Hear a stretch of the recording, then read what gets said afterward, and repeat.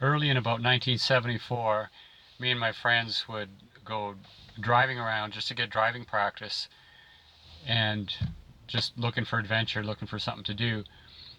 Uh, we would usually drive around in my friend Mike's car, 1967 Parisienne.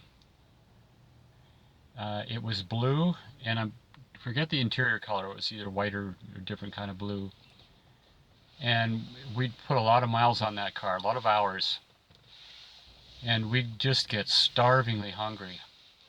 And I remember we would go to a new convenience store called 7-Eleven, and they had just been in Edmonton for maybe a year or two by then, and my friends knew about it, but I didn't.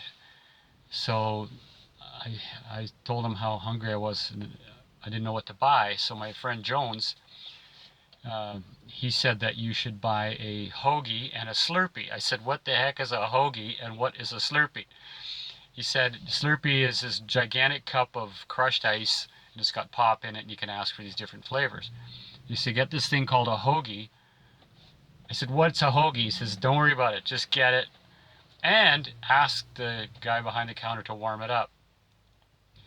So we got to the 7-Eleven. I went in, I ordered everything Jones told me to, and I asked the guy behind the counter to warm it up. Now, this is when microwaves were just commercial things. Like you could not buy a microwave for your home. They had microwaves at 7-Eleven. So uh, the guy behind the counter heated up my hoagie.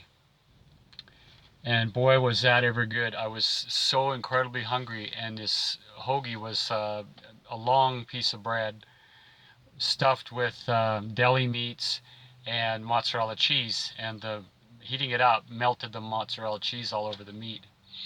That was great. That was good advice from Jones. So I don't know if it was that particular night, my first ordering of a Slurpee and a hoagie, or another night, but regardless, there was one night when um, we went back to Mike's house. He lived in a condo on the east side of Lizert School. So we all drove to his house, and it was really late, or sorry, really early in the morning of the following day. And we dropped off Mike, and we had to walk home. So me and Carmichael had to walk home. So I accompanied Carmichael to his house or close to his house, and then I peeled off to the left and went to my house.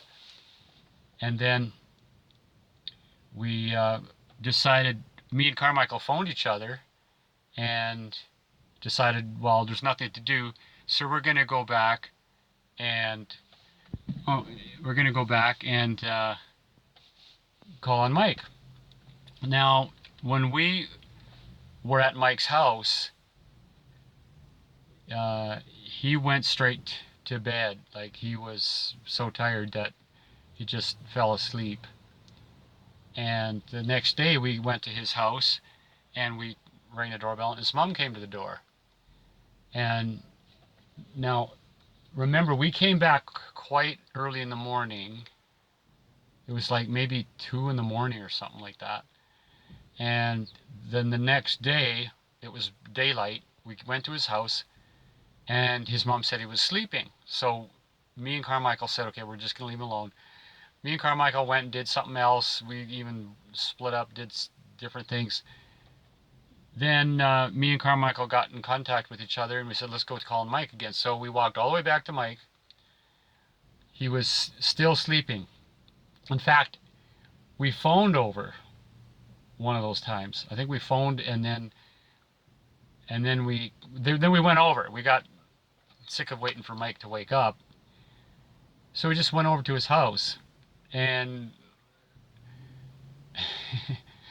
his mom let us in. She said, well, he's been sleeping a long time. You can just go up and wake him up.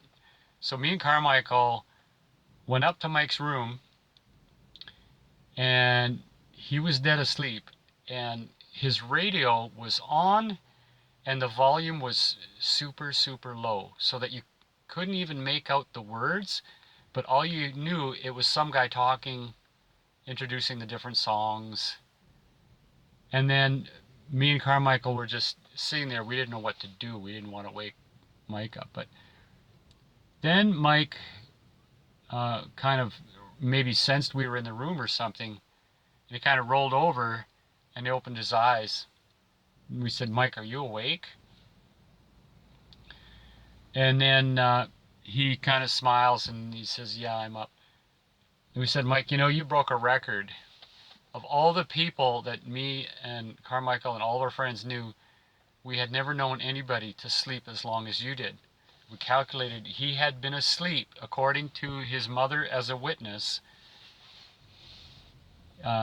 His mom was a witness. She said he never got up, so that meant that he was asleep for 21 hours. We even said, did he get up to go to the washroom or anything? Because we said, if this is a world record, we want to have accurate timing. She says, no, he didn't come out of his bedroom all of this time. So, as far as I know, that's a record amongst all our friends. Mike was asleep for 21 hours straight, never got out of bed once.